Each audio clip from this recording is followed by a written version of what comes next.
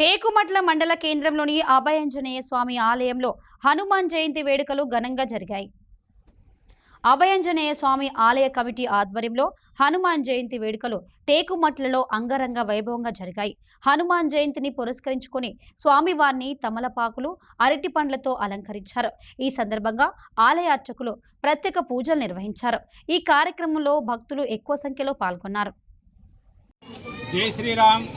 ఈరోజు మా టేకుమట్ల భక్తాంజనేయ స్వామి ఆవరణలో ఈరోజు మన భక్తాంజనేయ స్వామి పుట్టినరోజు, అంటే జయంతి అంటారు, కానీ పుట్టినరోజు సందర్భంగా ఇవాళ షోడశోపచార పూజ, స్వామివారికి ఘనంగా నైవేద్యాలు అన్ని రకాల పండ్లతోటి మేము ఘనంగా ఒక 400-300 మందితోటి చేసుకోవడం జరిగింది.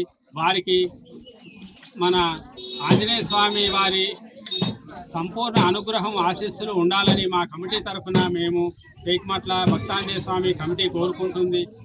దాని తర్వాత అందరూ వచ్చి స్వామివారి ప్రసాదాలు స్వీకరించాలని కోరుకుంటున్నాము. ముఖ్యంగా ఏంటి అంటే మాకు నూతన ఆలయానికి 30-35 లక్షలు పెట్టి జాగా తీసుకోవడం జరిగింది.